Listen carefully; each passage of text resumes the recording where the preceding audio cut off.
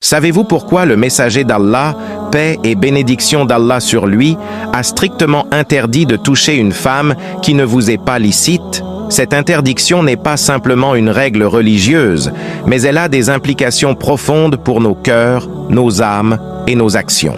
Découvrons ensemble pourquoi ce sujet est si important et ce qu'il signifie pour nous au quotidien. Le messager d'Allah, paix et bénédiction d'Allah sur lui, a mis en garde contre le fait de toucher des femmes qui ne nous sont pas licites. Dans un hadith authentique rapporté par At-Tabarani et Al-Bayhaqi, il a dit « Il vaut mieux qu'on vous enfonce dans la tête un clou de fer que de toucher une femme qui ne vous est pas licite. » Al-Manawi, qu'Allah lui fasse miséricorde, a commenté ce hadith en disant « Cette interdiction s'applique au simple toucher sincère, sans désir, alors qu'en est-il de ce qui est plus grave? Et c'est exactement ce que le messager d'Allah, paix et bénédiction d'Allah sur lui, a appliqué dans sa propre vie. Aïcha, qu'Allah soit satisfait d'elle, a rapporté « La main du messager d'Allah, paix et bénédiction d'Allah sur lui, n'a jamais touché la main d'une femme, sauf d'une femme qu'il possédait. » Notre prophète bien-aimé a donc montré l'exemple parfait, évitant tout contact physique avec une femme qui ne lui était pas licite. Les savants ont approfondi ce sujet pour mieux comprendre son application. L'imam Malik, qu'Allah lui fasse miséricorde, a dit qu'il n'est pas permis à un homme de toucher le visage ou la main d'une femme étrangère sans un obstacle.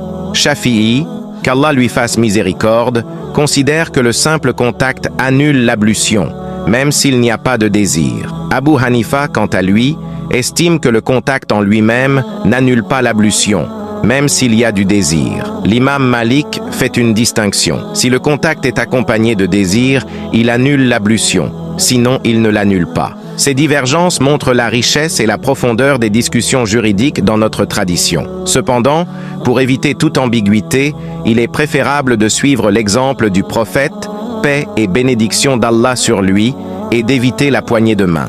Les anatomistes ont confirmé que, lorsqu'un homme serre la main d'une femme, les cellules cutanées peuvent transmettre des sensations de désir à la femme, plus qu'à l'homme. Ces sensations se déclenchent spontanément en raison de l'excitation provoquée par le contact. De plus, les scientifiques ont montré que la femme, par nature, est très sensible au toucher. Ce sens peut influencer son comportement et la pousser à agir de manière spontanée. Mais cela ne s'arrête pas là. Les odeurs agréables peuvent également jouer un rôle. Elles peuvent augmenter la libido de la femme et la mettre dans un état émotionnel intense. C'est pour cela qu'Allah, exalté soit-il, a ordonné aux croyants de baisser leurs regards et de préserver leurs parties intimes.